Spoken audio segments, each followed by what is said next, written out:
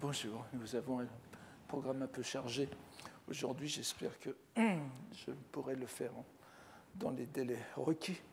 Alors, nous avons vu donc au dernier cours un enchaînement de poèmes d'une importance considérable pour comprendre la pensée qui présidait à la compilation du Wakan Loeishu.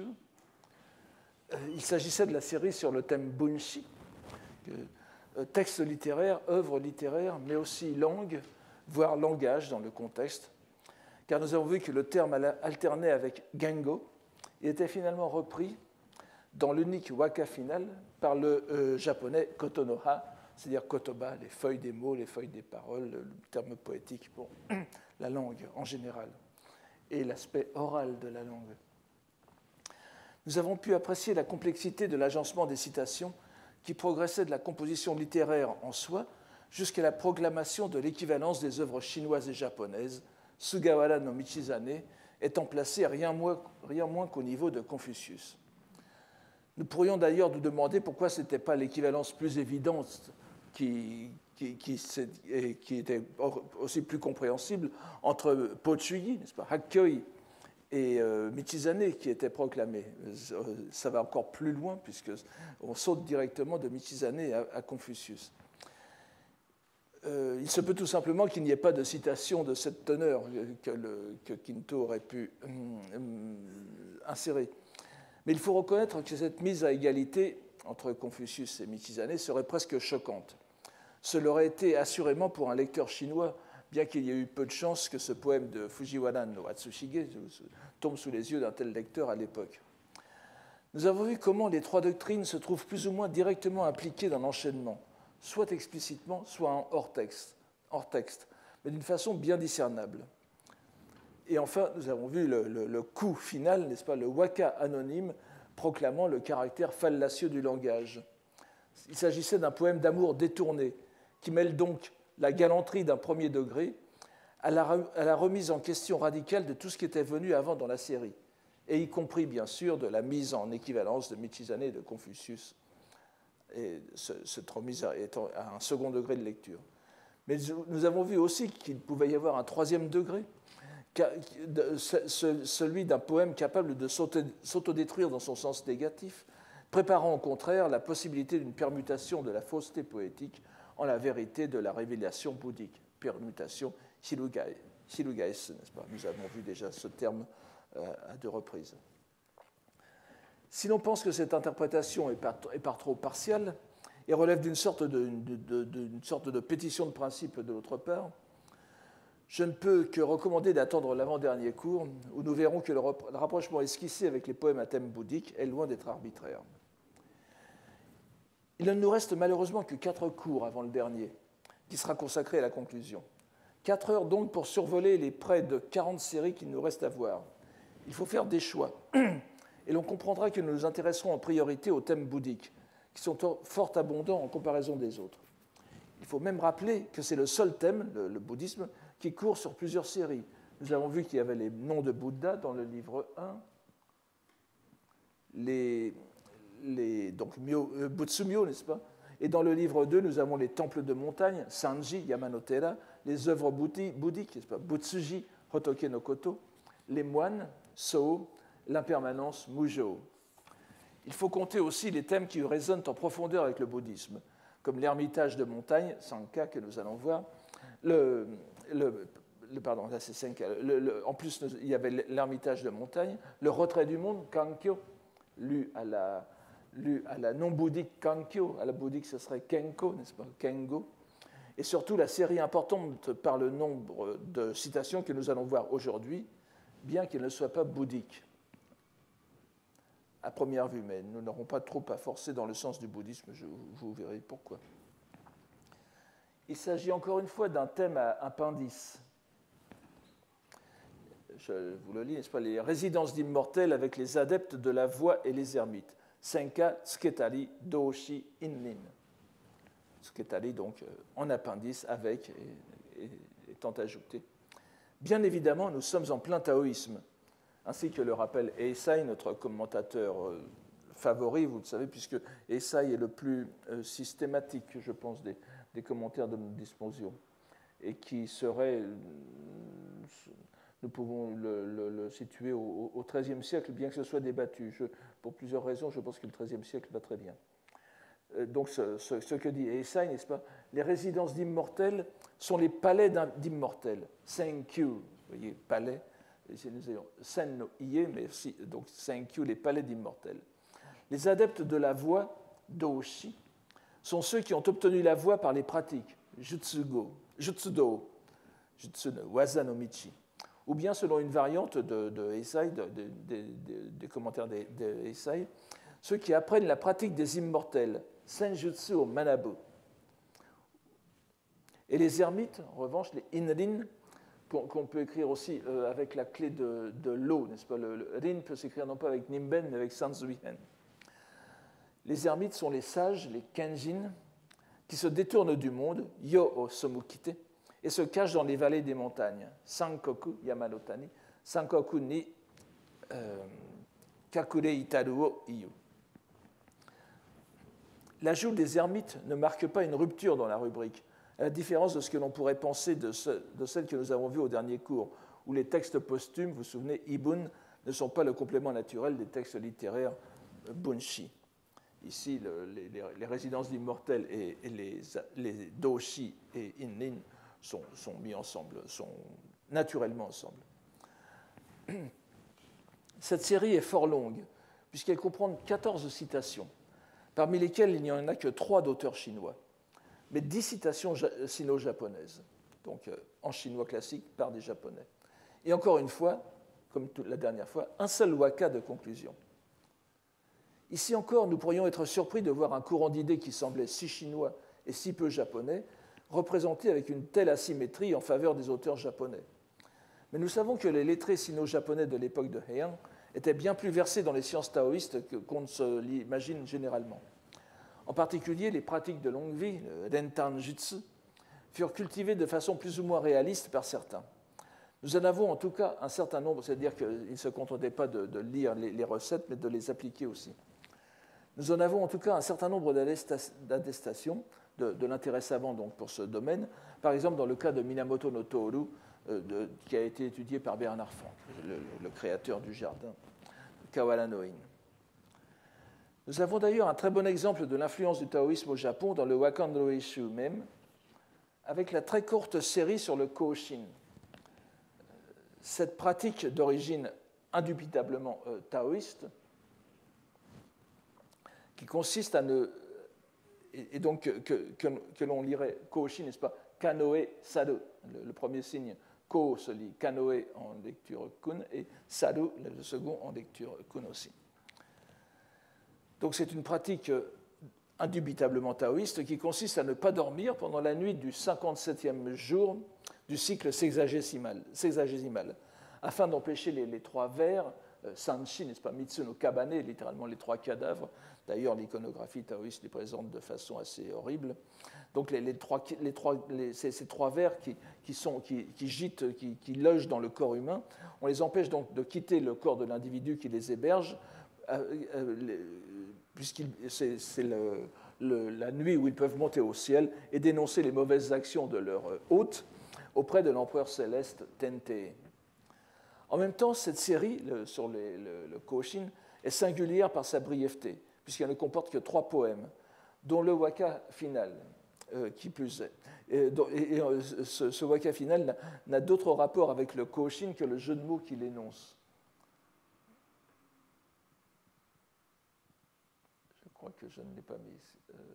Oui, je vous le dis très brièvement. Donc, il y a un seul waka à la fin, et ce waka dit Okinaka no ezaru. Je pourrais le passer, mais je vais quand même vous le dire parce que j'ai dit ce dont il s'agissait. Donc, Okinaka no ezaru tokinaki. Ensuite, Tsuribune wa Amaya sakidatsu, Uoya sakidatsu. Alors, le premier vers, c'est Okinaka no ezaru tokinaki. Tsuribune, le bateau de pêche, ezaru tokinaki, pour lequel il n'y a jamais de temps où il n'attrape, pour lequel il n'y a pas d'époque où il n'attrape pas, sous-entendu, du poisson, Okinaka, dans la mer. Et si vous lisez les deux premiers vers, Okinaka noe zaru tokinaki, vous voyez qu'il y a Nakanoe saru. Nakanoe zaru. Donc c'est un simple jeu de mots. Ce poème ne se trouve pas dans les recueils. Il semble, d'après quelques commentateurs modernes, que ce soit Kinto lui-même qui ait bricolé le poème simplement pour boucher le trou, si vous voulez.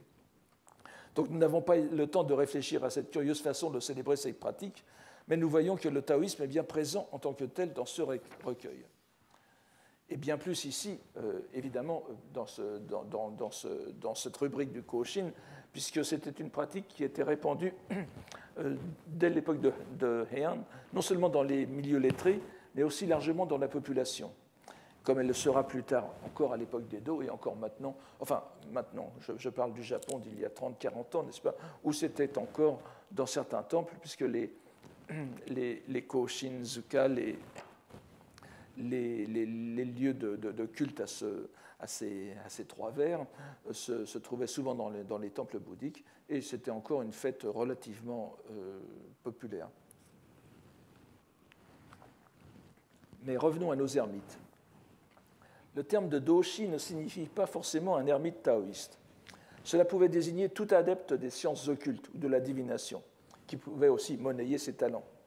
Et aussi le moine taoïste qui vivait en communauté dans un taoguan, dokan, n'est-ce pas, les monastères taoïstes. Et ensuite, celui qui se consacre à ces pratiques à l'écart de la société. Le terme de inrin, en revanche, désigne plus spécialement l'ermite, voisin du terme inshi. Ceux qui participent au séminaire se souviennent que le Mumio, l'auteur du commentaire intitulé Wakando Eishu Chusho, se qualifie lui-même de inshi, n'est-ce pas, de lettré caché. C'est comme lieu de résidence du doshi et des inrin qu'il faut envisager le sens de senka, donc sennin no ie, les demeures d'immortels. Il peut être synonyme d'autres termes, surtout senkaku et senkyu, on les a vus tout à l'heure, vous les avez ici aussi. Mais il peut désigner simplement, malgré le nom ronflant de palais, n'est-ce pas, de palais, de pavillons superposés, kaku, il peut simplement désigner de simples ermitages dont l'occupant se consacre à la pratique contemplative et pas forcément à cultiver les procédés alchimiques de longue vie du genre Naitan Jutsu, que nous avons ici. Nous pouvons distinguer deux aspects dans ces demeures. Un aspect réel, et vous verrez qu'on joue sur cela dans le tout dernier poème. Donc un aspect réel qui est celui d'une modeste cabane dans les montagnes, et un aspect réalisé par l'esprit, un aspect élaboré par la méditation du pratiquant, qui transforme la cabane de chaume en splendide palais céleste. Ce sont des créations spirituelles. Donc. C'est cette transformation psychique de l'ermitage que rendent des peintres tels que Chiu Yin, n'est-ce pas, Xue, qui est mort en 1552, donc c'est l'époque des Ming, c'est tardif, mais c'est ce genre de peinture où vous voyez donc l'ermitage, ici le titre chinois, donc c'est Senzan Rokaku-zi, n'est-ce pas, le palais, Rokaku, donc les palais, nous allons revoir les deux termes, dans les montagnes où pratiquent les immortels. Il faut donc avoir cela à l'esprit quand nous lirons ces poèmes. La première citation est de Yuan Zhen, le compagnon de Po Chuyi, compagnon de Po Chuyi dans la vie poétique contemplative, dont la disparition, vous vous en souvenez, l'avait privé d'un alter ego avec qui il pouvait évoquer son désir d'une autre vie en retrait du monde et de la politique. Il s'agit d'un distique tiré d'un huitain, dont un autre distique figurait précédemment dans la série Nuée, que nous n'avons pas pu aborder.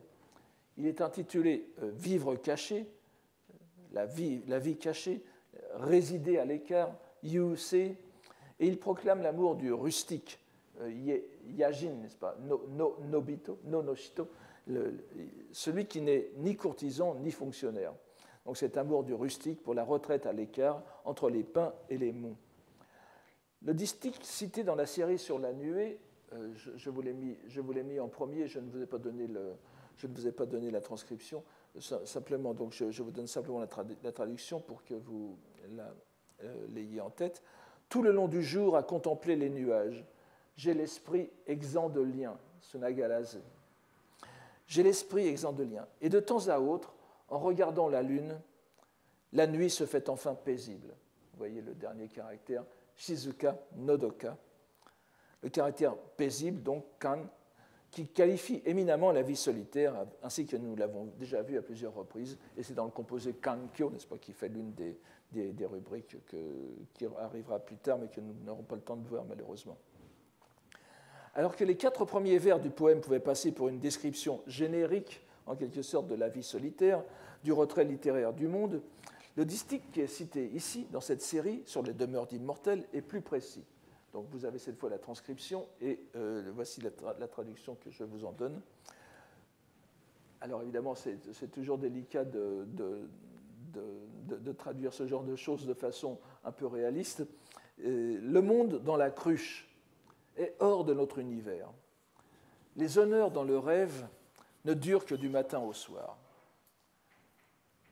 Ces vers feraient le délice des amateurs d'exotisme par leur obscurité et leur caractère d'un autre pays, mais ils renvoient à 2 anecdotes bien connues de la tradition littéraire chinoise. Le premier est tiré d'un recueil de vie d'immortels, le Shinsenden, Shenxian Zhuan en chinois, attribué à l'illustre Gehong Katsuko, Kakko, comme on dit souvent en japonais, vous avez tout cela ici avec les dates, que nous avons déjà indirectement rencontré comme l'auteur du Paobutsu, le Hobokushi. Le Hobokushi, oui, sorte d'encyclopédie taoïste plusieurs fois mentionnée par Eisai. Le 9e des 10 livres du Shinsenden s'ouvre sur la vie de Hugong Koko en japonais, le seigneur de la cruche, ça fait un peu Don Quichotesque, le seigneur, le prince de la cruche, le sire de la cruche, et de son disciple Fei Changfang, Hichobo. Je reviens dans un instant sur le nom de cruche. Je ne sais pas ce qui est le moins inélégant, n'est-ce pas, de traduire cruche ou plus exactement par calebasse, ou gourde, n'est-ce pas, le prince de la gourde. Mais voilà. En tout cas, je vais vous donner ici la relation qu'en fait Eisai de cette histoire, puisqu'elle est au plus proche de ce qui étaient les conceptions japonaises de l'époque de Heian. Et elle est de toute façon à peu près conforme au Shinsenden, il y manque simplement quelques détails. Il y avait autrefois au marché de Chouan, de Chang'an, donc en Morokoshi, en Chine, un vieillard qui vendait d'ordinaire des médicaments, donc il faisait de la vente des médicaments son métier. D'apparence étrange, il ne se livrait jamais au marchandage. C'est quelque chose qui semble assez caractéristique pour mériter d'être noté dans un recueil sur les personnages extraordinaires, n'est-ce pas ? Il ne marchandait pas avec le client. Personne ne savait qui il était. Il y avait alors un certain Hichobo, donc Fei Changfang, originaire de Zhonan, tout cela n'a pas beaucoup d'importance, qui était inspecteur des prix, celui que nous avions en Occident aussi, n'est-ce pas ? Il inspectait, il faisait attention à ce que les prix n'augmentent pas trop, etc. Donc il était inspecteur des prix sur le marché. Du haut de la tour de garde, le Ro, n'est-ce pas, à côté de la tour de la cloche, vous aviez la tour de garde, d'où il pouvait surveiller l'ensemble des choses. Il voyait de loin que le vieillard, qui portait à la ceinture une cruche, une calebasse plus exactement, à la tombée du jour, à l'insu de tous, il pénétrait d'un saut, Odori Iru. Il y pénétrait d'un saut. Chobo, qui fut souvent témoin de la scène, comprit qu'il ne s'agissait pas d'un être ordinaire. Il lui rendit donc visite. Il lui offrait des mets variés avec respect et déférence, ce qui faisait un immense plaisir au vieillard. Une année s'étant ainsi passée, le vieillard lui révéla: « Vous avez la marque caractéristique So, n'est-ce pas, le So de Sugata. Vous avez la marque caractéristique des os d'or, Kinkotsu, de Ogon no Hone. Vous serez capable d'étudier la voie des immortels. Venez me voir à la tombée du jour, quand il n'y aura personne. » Chobo ayant fait selon ses instructions, le vieillard lui dit « Suivez-moi » et sauta dans la calebasse. Chobo sauta à sa suite. Et dans la calebasse, il y avait un ciel, une terre, un soleil, une lune. Il y avait des palais et des résidences, Kyuden Rōkaku. C'est le Rōkaku que nous avons vu tout à l'heure dans la préface, le titre de la peinture de Chu Ying. Des milliers de serviteurs s'occupaient avec le plus grand respect du vieillard. Chobo, malgré l'abondance des plaisirs, ne pouvait oublier son pays natal. Le vieillard, s'apercevant de sa nostalgie, lui dit « Si vous voulez vous en retourner, vous n'avez qu'à grimper avec ceci. » Et il lui donna une perche de bambou. Chobo y grimpa et revint à Chohan.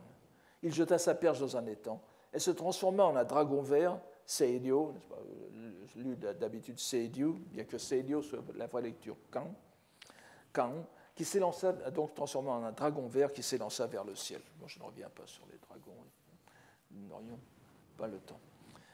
Il est remarquable qu'après ce long exposé sur le Seigneur à la cruche, Esaïe ne se sente pas obligé d'expliquer quoi que ce soit du second vers sur le rêve, n'est-ce pas? Dans le rêve, le statut et la renommée ne durent que du matin jusqu'au soir, comme dirait Ronsard.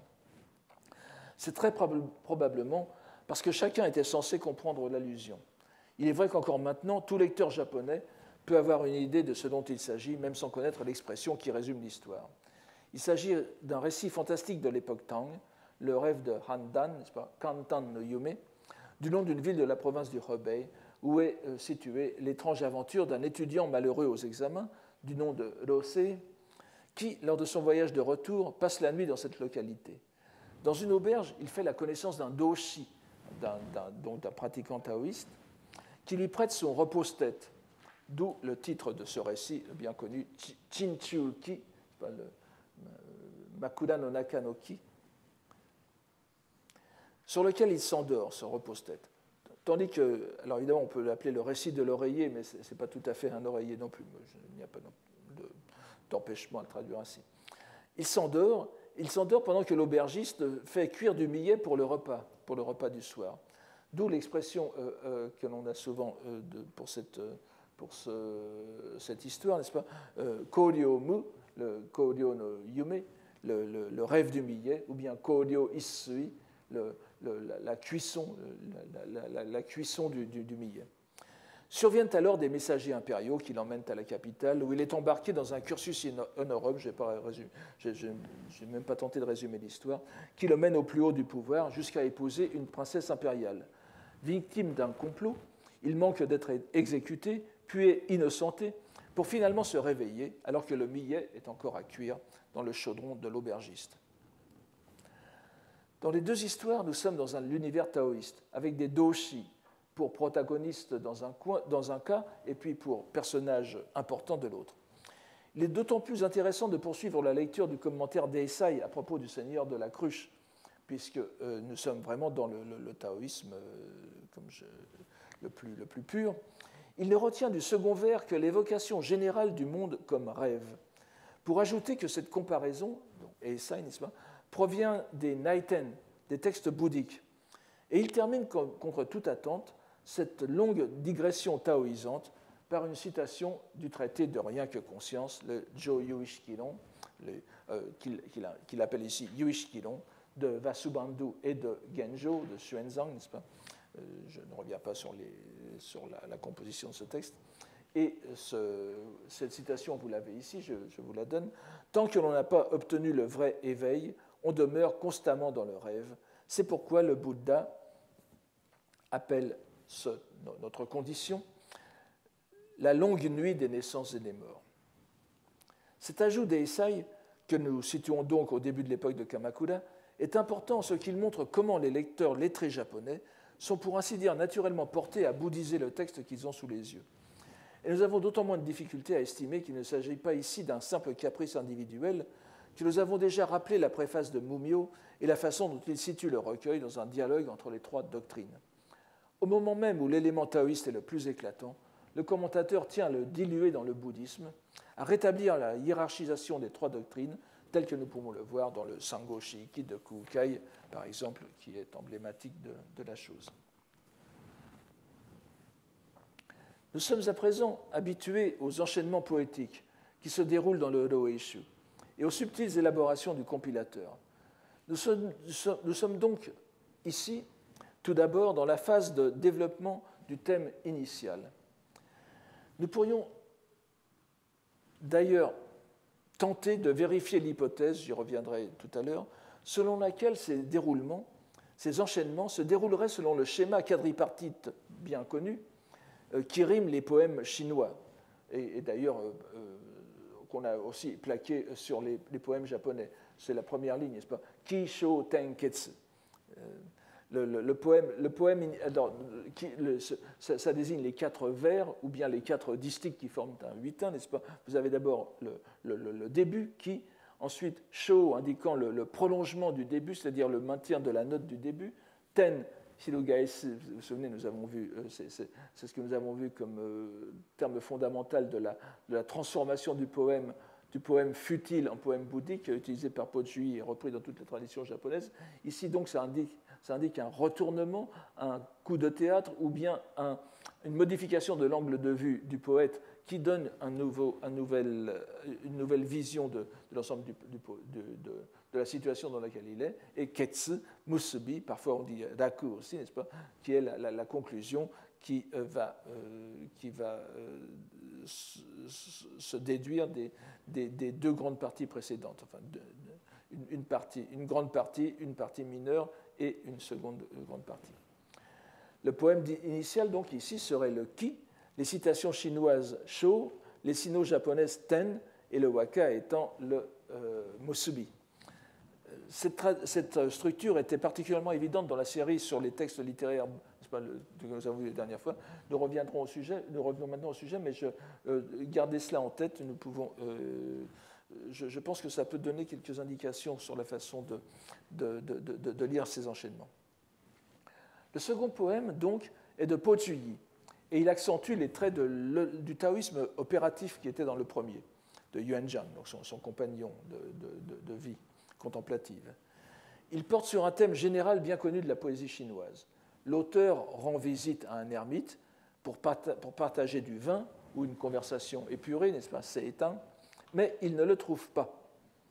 Le sage sera parti plus loin dans les montagnes cueillir les simples, les herbes médicinales nécessaires à sa pratique. Les 2 vers de ce huitin, ici retenus, sont les plus concrets et marquants. Les 2 qui le précèdent ne font que marquer le caractère solitaire de la demeure. Je vous donne entre crochets le distique non donné ici, mais que je vous indique pour l'atmosphère. Regardant la cour, il ne reste qu'un couple de grues blanches.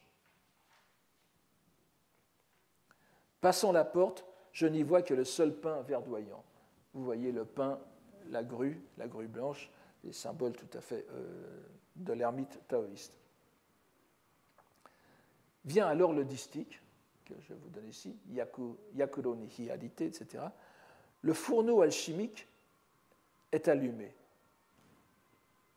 est au feu allumé. Le cinabre doit s'y cacher, Masani Fukusubeshi. Le pilon à mica, sans qu'il y ait personne, se meut tout seul grâce à l'eau. Le poème nous suggère en 2 vers très concrets ce que peut être le laboratoire de l'adepte de l'alchimie taoïste, mélangeant le mercure au mica afin de réaliser le cinabre, n'est-ce pas, le timbre, qui lui assurera l'immortalité.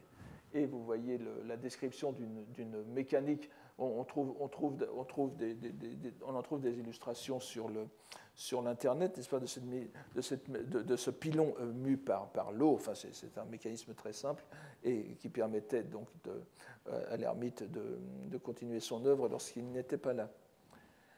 Le poète nous suggère en 2 vers très concrets ce que peut être le laboratoire. Pardon. Mais en même temps, donc, après cette description concrète du laboratoire, il montre à son lecteur que ce laboratoire est opératif en l'absence de celui qui en est l'âme.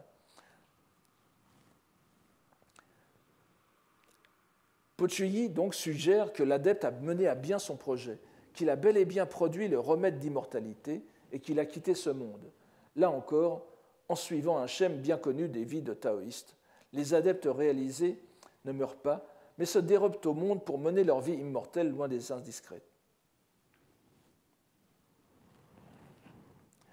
Évidemment, il y a ici une manipulation de Kinto, c'est l'impression qu'a le lecteur, mais cette impression est accentuée par la citation tronquée, telle qu'elle figure dans le Roeishu, car le dernier distique, qui n'est pas donné ici, fait clairement allusion au retour de l'ermite.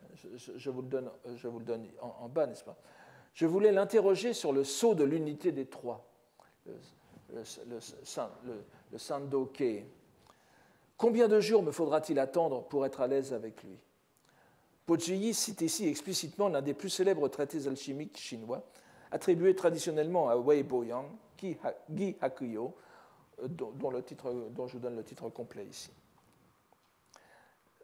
Fabricio Pregadio, qui en a fait une traduction récente, le traduit par The Seed of the Unity of the Tree. C'est comme ça que je l'ai repris. Et vous voyez donc qu'en tronquant légèrement le poème de Po-Chiyi, Quinto nous met dans l'ambiance de l'absence du taoïste, c'est-à-dire l'absence du taoïste parce qu'il est réalisé. C'est quelque chose qu'il va avoir aussi que nous devons garder à l'esprit. Et vous voyez encore une fois combien les poèmes s'enchaînent sur deux niveaux, le niveau exprimé et le niveau sous-jacent. Tant par ses allusions précises au travail concret de l'adepte taoïste, du doshi qui vise à accéder à un état transcendant esquissé dans la première citation, que par sa référence explicite à un texte fondamental, cette citation est importante. Elle montre l'autre aspect de la carrière de l'adepte, qui n'en est pas encore à résider dans les palais fantastiques, du genre de ceux qui sont contenus dans une calebasse. Cet aspect plus concret de la vie du taoïste est prolongé dans la troisième citation, qui a pour auteur Wen Tingyun, Ontein en japonais. Donc, poète du IXe siècle, plus jeune que Po-Chiyi. Nous n'avons pas le reste du poème, mais ainsi que nous le dit Eisai, ce distique nous décrit l'atmosphère, keiki, de la résidence d'un immortel, senka. Et c'est ici la demeure que se choisit le poète lui-même. Voici cette citation. Au fond des montagnes, je cueille les pousses de fougères, sans que les nuages ne me fuient. Dans mon antre, j'ai planté un arbre qu'une grue a découvert en premier. Repéré, a pris connaissance en premier. Mazushiru. Les commentateurs anciens, sauf Eisai d'ailleurs, curieusement, et modernes aussi, se rejoignent pour reconnaître dans la mention de la cueillette des fougères, donc les warabi, n'est-ce pas, une allusion aux célèbres figures historiques et légendaires que sont Po-Yi, Hakui en japonais, et Shuchi, Shkusei, tels que les décrivent les mémoires historiques de Sima Qian. Donc ces deux personnages, un peu avant l'an 1000 avant Jésus-Christ, alors que la dynastie des Shang, Shou, n'est-ce pas, s'achevait dans la corruption et qu'un ancien vassal allait fonder la nouvelle dynastie des Shu, Zhou, les deux frères refusèrent de recevoir quoi que ce fût d'un régime qu'ils jugeaient illégitime malgré son renouveau moral. Ils se retirèrent dans les montagnes, ne vivant que de pousses de fougères, jusqu'à ce que quelqu'un vienne leur faire remarquer que les plantes aussi appartenaient à l'État et donc au souverain illégitime. Et ils se laissèrent alors mourir de faim. C'est un thème extrêmement connu dans toute la littérature chinoise et japonaise, vous l'avez constamment. Et l'un des derniers, il y en a un avant-dernier moins connu, mais le grand écrivain chinois Lu Xun, n'est-ce pas, Rojin en japonais, avait fait dans son recueil qui s'appelait Koji Shimpen, n'est-ce pas, les nouvelles remaniements des histoires anciennes, avaient repris cette histoire en se montrant assez peu révérencieux à l'égard des deux protagonistes. Donc ce premier vers se réfère au retrait du monde pour des raisons politiques, sans arrière-plan religieux. Le second, en revanche, avec l'utilisation du terme entre, n'est-ce pas, do, hora en japonais, ou caverne, évoque directement l'immortel taoïste, nous le reverrons tout à l'heure, dont la grue est la monture de prédilection, la grue blanche. Quant à l'arbre planté par le nouvel occupant, nous pouvons y reconnaître un pin où la grue résidera, auprès duquel la grue résidera.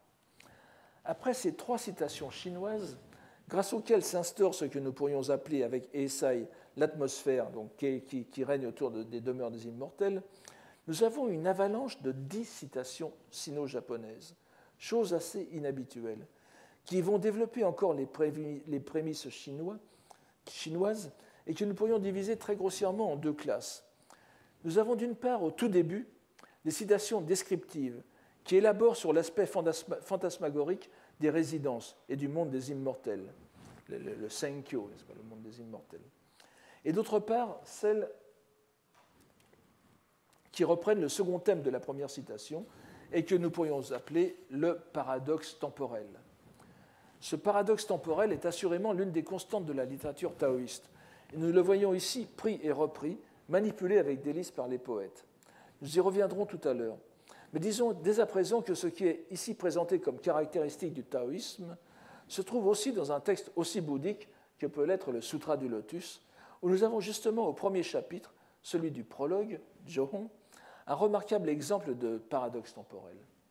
Il y est dit en effet que l'éveillé, appelé luminaire du soleil et de lune, Nichigato Myobutsu, Nichi, n'est-ce pas, Nichi Tosuki, Tomoshibi et Myo Akiraka, exposa en un passé lointain le Sutra du Lotus à une assemblée de disciples qui l'écoutèrent sans se lasser pendant 60 âges cosmiques.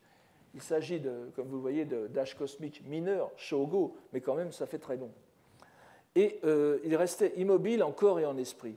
Et, précise le sutra à la fin, n'est-ce pas, Jikyo no Gotoshi, Oyo. Pour eux, écouter la prédication de l'éveillé n'avait duré, eût-on dit, que l'espace d'un repas, Jikikyo. Chose curieuse, mais cela nous emmènerait trop loin que de l'examiner plus avant, ce détail ne se trouve pas dans l'original sanskrit du Sutra du Lotus, ni dans la traduction ancienne de Dharmaraksha, Jiku Hogo, de 286. Ce serait donc un ajout de Kumarajiva aux alentours de l'an 400. Et ce qui est intéressant aussi, c'est que l'expression Jikikyo, n'est-ce pas, le temps d'un repas, est fréquente dans les textes bouddhiques pour désigner un temps très court. Mais ici, c'est le paradoxe temporel, n'est-ce pas, d'une très longue, de 60 éons, 60 âges cosmiques qui se passent comme le temps d'un repas, qui ne se trouve pas dans les sutras bouddhiques indiens. C'est quelque chose de très intéressant. Alors, voyons maintenant très rapidement ces citations, car le temps commence à nous manquer. Alors, la première citation, qui est donc la quatrième de la série, est en réalité reliée à la seconde, car elles proviennent toutes deux d'un même texte de Miyako no Yoshika, ici abrégé en To. Vous avez un grand lettré du IXe siècle.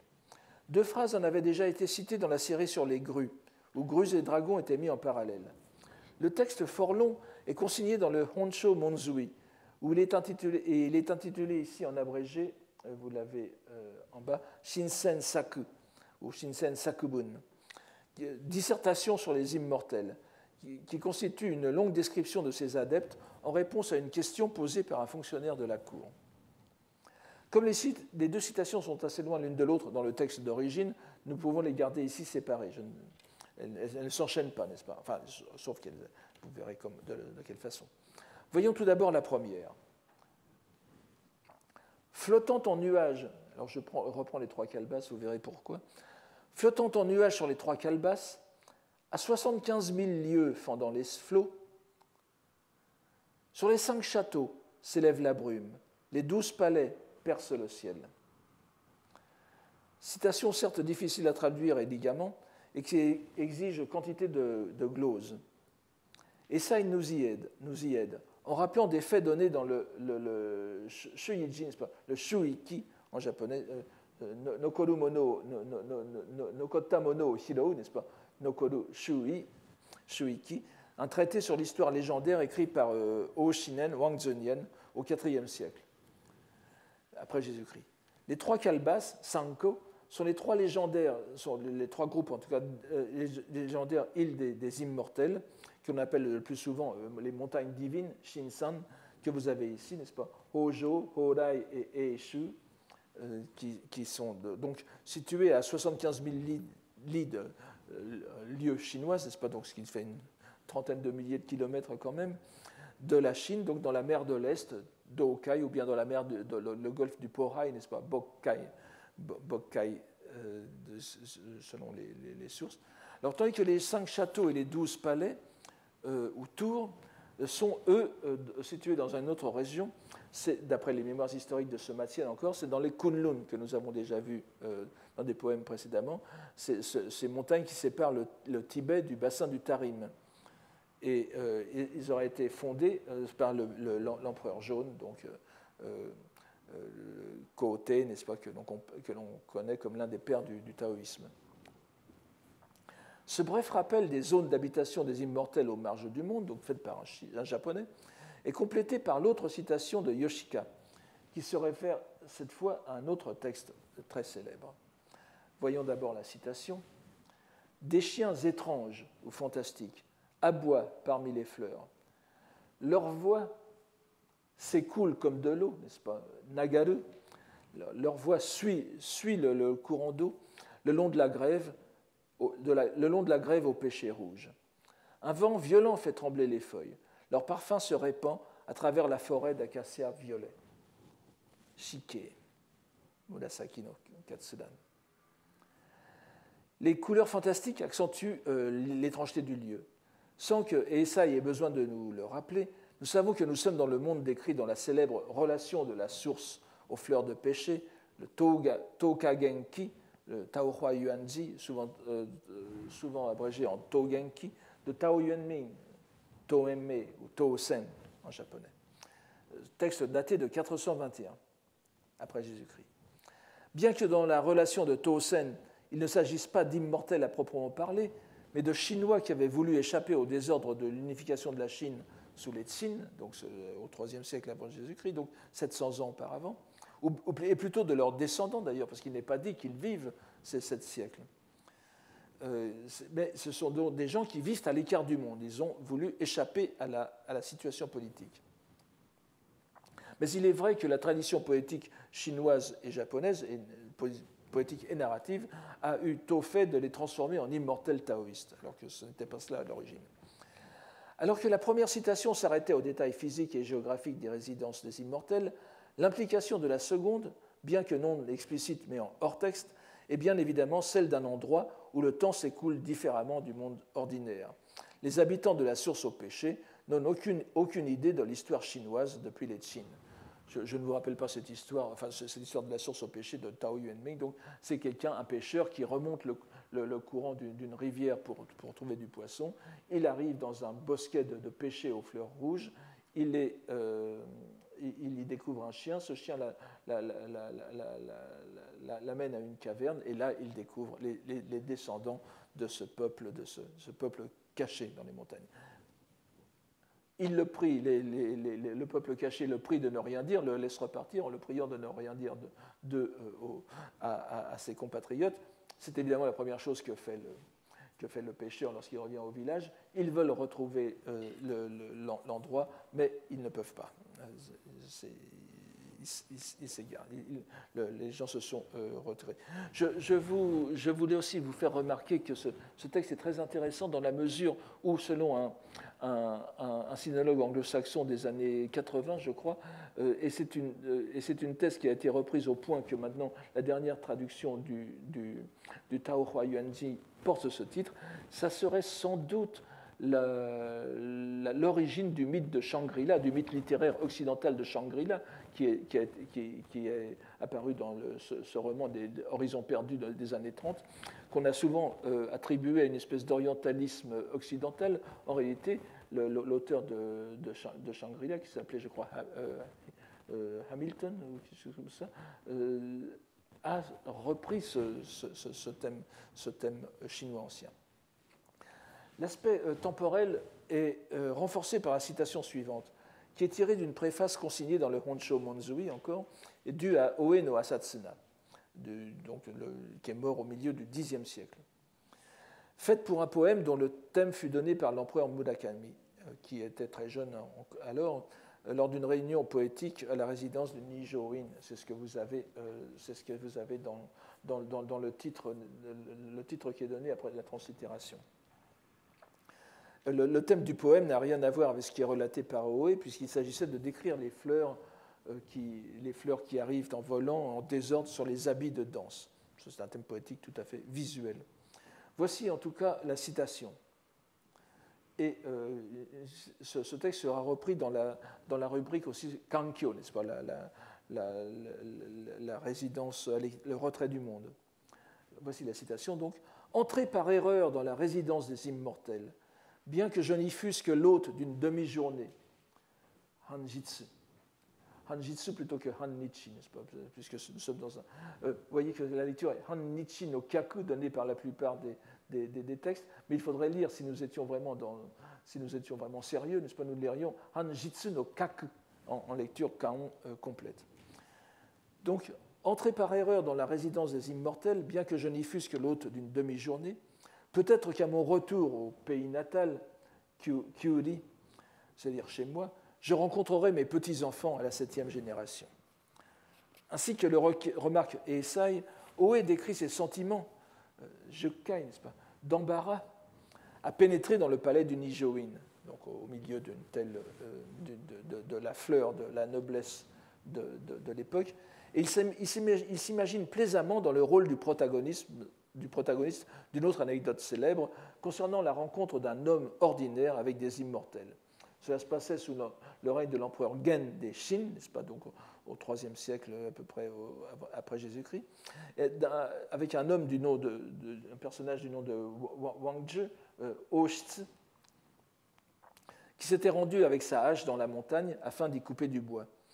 Il y trouva 2 jouvenceaux, Warawa, Doji, en train de jouer au go. Il posa sa hache et les regarda jouer. Mais à la tombée du jour, étonné de leur tardive, il voulut reprendre sa hache pour s'en retourner, mais il découvrit qu'il était pourri et inutilisable. Il repartit tout abasourdi, sans couper du bois, bien sûr, et son étonnement ne fit que croître en revenant au village où il ne reconnut plus rien. S'expliquant avec les habitants, il finit par comprendre que son séjour dans la montagne avait duré bien plus qu'une après-midi et que les gens qu'il rencontrait étaient ses descendants à la 7e génération. Nous avons ensuite, c'est évidemment le thème de l'histoire bien connue de Rip Van Winkle, n'est-ce pas, de Washington Irving, qui est repris certainement d'un thème sur lequel nous reviendrons peut-être à la fin si nous avons le temps. Nous avons ensuite un enchaînement de 7 citations sino-japonaises, ce qui est très exceptionnel, qui se succèdent rapidement et qui portent toutes non plus sur les résidences, mais sur les immortels et les ermites, et plus singulièrement sur leur absence. Car un immortel réalisé, nous l'avons déjà dit, n'est plus là. Il vit à la lisière du monde des hommes, dans des résidences qui ont des aspects variés, selon qu'on les considère du point de vue vulgaire ou du point de vue de l'homme accompli. Mais une fois qu'il a atteint son but, il s'envole pour les îles en calebasse, comme nous avons tout à l'heure, ou bien au Kunlun, dans des endroits tout à fait inaccessibles, désormais. Dans ces citations, donc, l'accomplissement de la destinée de l'adepte est démontré par le fait qu'il a disparu. Mais vous allez voir encore que c'est très subtilement modulé. C'est ce que l'on trouve dans les 2 premières citations de cette sous-série, toutes 2 de Sugawara no Fumitoki, petit-fils de Sugawara no Michizane, grand lettré lui aussi, et émule de Oe no Asatsuna, vu tout à l'heure. Il n'a pas moins de 44 citations dans le Roeishu. Nous avons ici, à la suite, 4 citations d'un même poème, qui est un 8-1 de 7 pieds. La première est la suivante. Alors, je vous...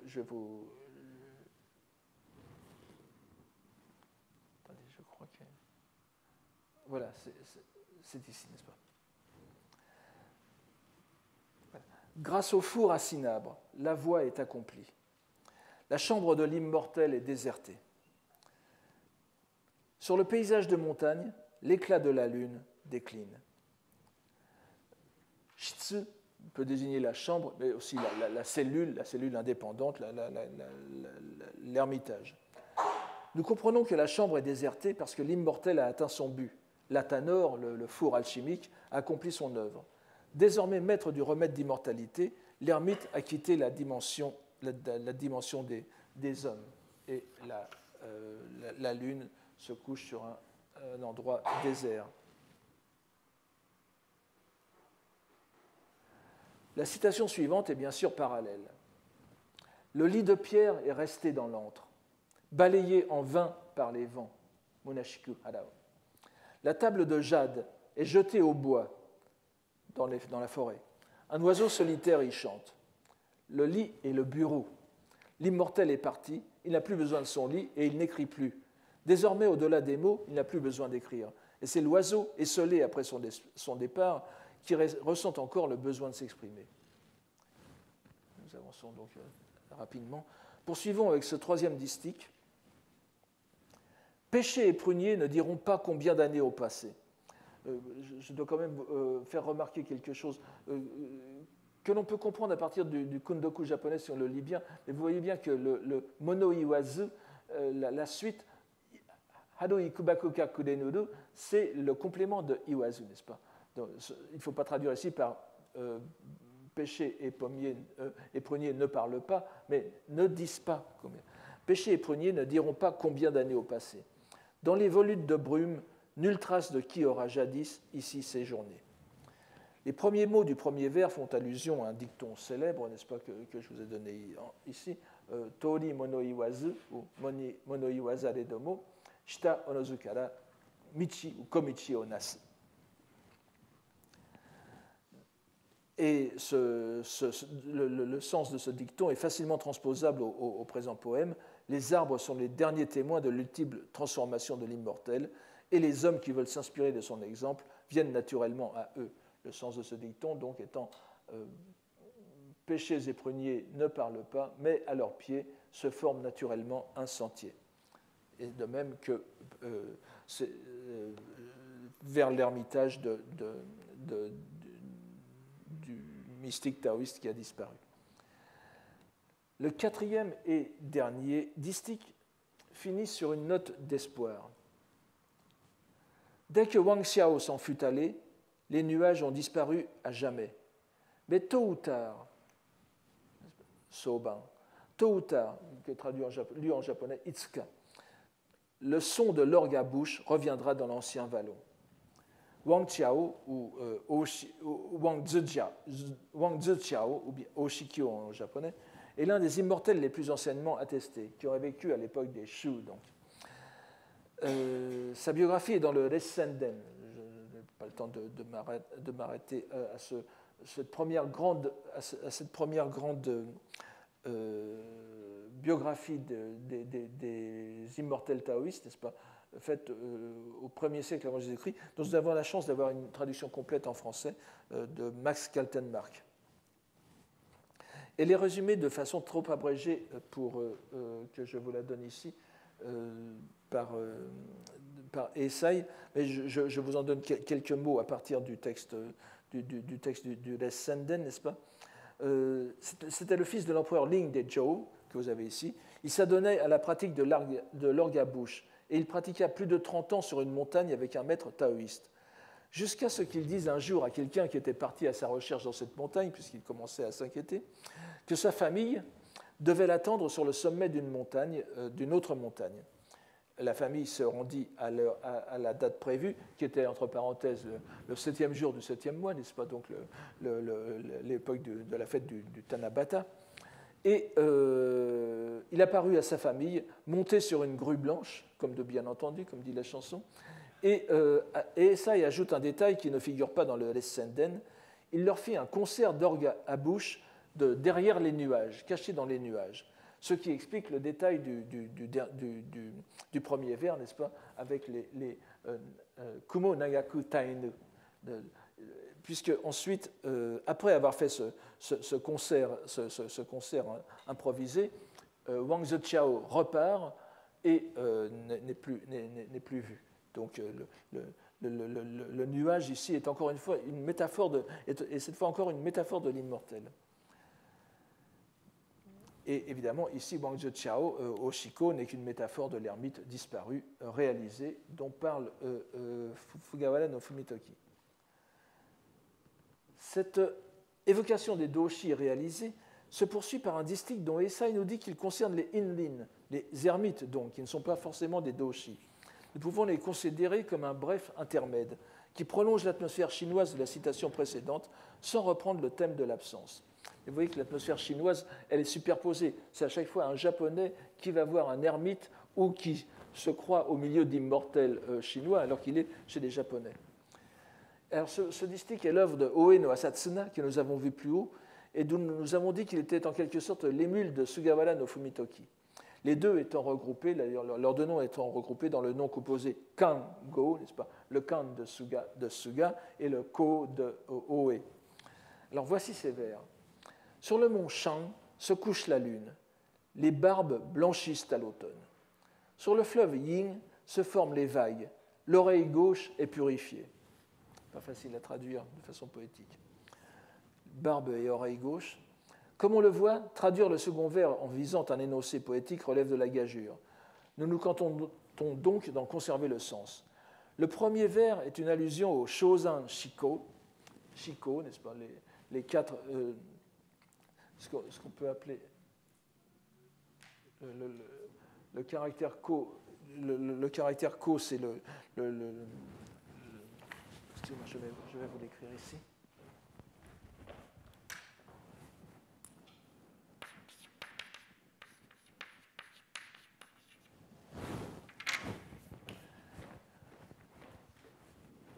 Les quatre vieillards chenus du mont Shang, qui étaient des lettrés de l'époque du premier empereur, Shinshikotei, Huangdi, n'est-ce pas, au IIIe siècle, qui voulaient fuir les troubles qui accompagnèrent la fin de la brève dynastie Qin. Vous voyez qu'on est à peu près dans la même période que ceux qui s'étaient réfugiés dans cette montagne, dans le texte de Tao Yuanming.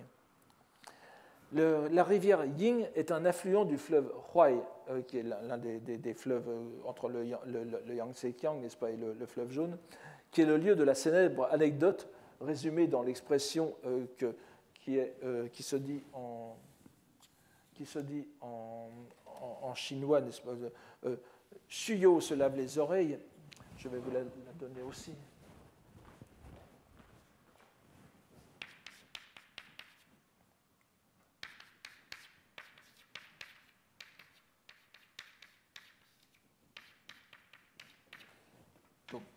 Kyoyu, Mimi o Arau.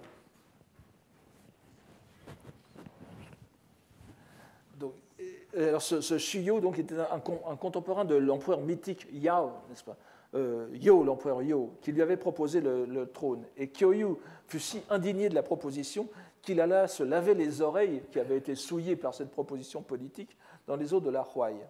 Et on sait que l'histoire continue avec l'épisode du camarade de Shuyu, qui s'appelle Chaofu, Soho en japonais, et de son buffle. Vous savez, le compagnon d'ermitage de Shuyu veut venir faire boire son buffle à l'étang. Il rencontre Shuyu au fleuve, il rencontre Shuyu qui s'en revient sans doute en grommelant. Il lui demande ce qui se passe et Shuyu lui explique la chose. Et Chaofu dit « mais je ne peux pas faire boire mon buffle dans un fleuve qui est souillé par la proposition de l'empereur ». Donc les allusions sont bien claires ici. Le seul problème, c'est pourquoi l'oreille gauche. Et ça, il reconnaît que la question est difficile, Nangi. Et il répond en arguant que les manuels de médecine précisent que lorsqu'on se lave les oreilles, il faut commencer par la gauche. Bon, c'est vraiment, on sent le subterfuge du commentateur qui n'a rien à en dire. Après ces vers que l'on pourrait dire neutres, la série sino-japonaise revient à l'idée de l'ermite disparu, avec deux citations sino-japonaises qui closent l'évocation du passage à une autre dimension de l'adepte. Voici d'abord Kino Haseo, donc mort en 912, donc 845-912, que nous avons déjà rencontré, et dont je rappellerai seulement qu'il fut le disciple de Sugawara no Michizane, et qu'il compila le Kankei Kōshū, donc le dernier recueil des poétiques de Michizane. Contentons-nous de dire, puisqu'elle ne pouvait pas entrer dans le hors-texte de ce poème, que le dernier vers de ce huitain évoque les noms de Chaofu et de Shuyu précédemment, n'est-ce pas? Ce n'est pas ici, mais on voit bien qu'il y a une continuité donc non dite qu'il faut aller chercher dans le reste des poèmes pour les retrouver. Et il est donc directement lié au poème qui précède. Et voici ce qui est dit ici explicitement. La voix dans le torrent déserté, ce sont les sanglots des froids courants. L'hôte n'est plus dans les monts de jadis. Les nuages sont désolés. C'est donc toute la nature qui regrette le départ de l'ermite, que les poètes ne désespèrent pas cependant de revoir un jour. Et la dernière citation sino-japonaise, la 13e de la série, est encore une fois de Sugawara no Fumitoki. Nous n'entrerons pas dans les détails qui montrent ces liens de vocabulaire avec le poème précédent.